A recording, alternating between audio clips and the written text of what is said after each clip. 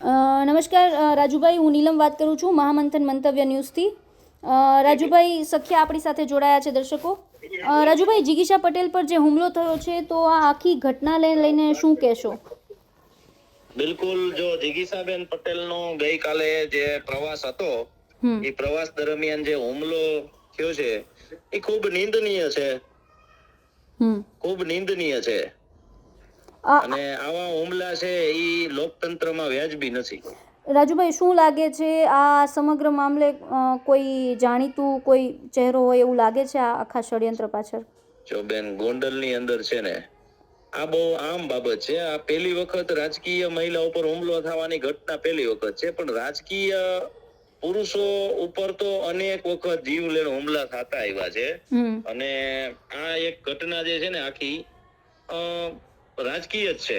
કે દાખલા તરીકે જે વિસ્તારની અંદર જિગીશાબેન જે લોકોના બેઝિકલ પ્રશ્નોને લઈને જે એના પ્રવાસે જાય છે, ત્યાં ઈ જાય છે ને ત્યાં જોવે છે કે કચરાની બાબત છે, પાણીની બાબત છે, વિતરણની, તો એ બધા મુદ્દાને લઈને કોર્પોરેટરને ફોન કરે છે કે ભાઈ તમારા વિસ્તારની અંદર આ સમસ્યા છે ને હું ત્યાં આવી છું ને આ લોકોની આ પ્રશ્નોનું નિરાકરણ થાય એટલા માટે તમે શક્ય હોય તો આવો. તો પ્રશાસન માં જે શાસનમાં બેઠા છે એ લોકો એવું કહે છે કે ભાઈ અમે હાજર નથી પણ બીજાને મોકલી છીએ, પણ બીજાને મોકલવાની જગ્યાએ હુમલાખોરો આવી જાય છે. એટલે આપણે સમજી શકીએ કે આ આખું પૂર્વ આયોજિત ગોઠવણ હતી. અને જે વિસ્તારની અંદર જિગીશાબેન જે પ્રશ્નોને લઈને ગયા હતા એ પ્રશ્નો એ વિસ્તારના હતા ને હુમલાખોર તો બીજા વિસ્તારના હતા. એટલે આખી ગોઠવણ પૂર્વ આયોજિત કરવામાં આવેલી છે. અને આ બધા જે હુમલાખોરો છે એ અનલીગલી એક્ટિવિટી વાળા લોકો છે, જે અસામાજિક તત્વોની પરિભાષા જેને આપણે આપી છે એવા માણસો છે ને એવા માણસો દ્વારા હુમલો કરાયો છે. આ હુમલાને લઈને કોઈ પર શંકા છે રાજુભાઈ? તમારે કોઈ વાતચીત થઈ હોય જિગીશાબેન? શંકા કરવાની ન હોય. અનલીગલી કામ કરતા હોય જયરાજસિંહના છોકરાના સાગરીતો હોય અને એના ઈશારે આ ખુરશીના પાયા એને પંચાયત થી લઈને પાર્લામેન્ટ સુધીનું શાસન ટકાવી રાખવું છે અને પોતે જ નિર્ણાયક રહેવું છે. એટલે એને આવા અસામાજિક તત્વોનો એક મોટો બધો એક ઝુંડ બનાવીને રાખેલું છે કે જ્યાં જે એવી પરિસ્થિતિને આધીન માણા મોકલવા પડે એ પ્રકારના માણસો એ મોકલીને આવું કરાવતા હોય ને આ નવું નથી, આ તો વર્ષોથી ચાલ્યું આવે છે. રાજુભાઈ, તમે જયરાજસિંહ ને એમના માણસોની વાત કરી છે તો શું અગાઉ કોઈ આ પ્રકારની ધમકી કે એવું કઈ મળ્યું હતું?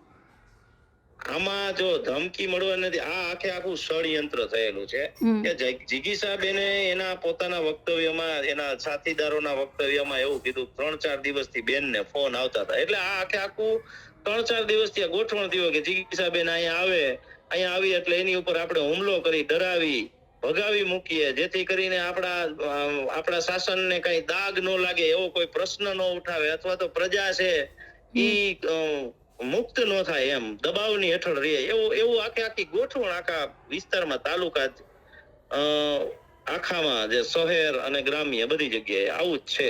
રાજુભાઈ, મારો છેલ્લો સવાલ, આ ઘટનાને લઈને કોઈ સંદેશ આપવા માંગશો આરોપીઓને કે જનતાને કે કઈ પ્રકારે આખી ઘટનાને લઈને? બેન, આરોપીઓ એ તો પોતાની સમજવાની શક્તિ એટલે મગજને નેવે મૂક્યો છે, પરંતુ અહીંનું રાજકારણ જેના હાથમાં સત્તા છે એ લોકો કિનાખોરી એ પ્રકારની કરે છે કે એ હિંસક કૃત્યો અહિંસાના દેશમાં કરવા અચકાતા નથી. એટલે આ જે સમજદાર અને શિક્ષિત પ્રજા છે એને પોતાના આત્મરક્ષણ અને પોતાના પ્રશ્નોના વાચા આપી હોય તો માન, દાન અને મતદાન યોગ્ય જગ્યાએ આપે. બિલકુલ રાજુભાઈ, અમારી સાથે જોડાયા તે બદલ આપનો ખૂબ ખૂબ આભાર.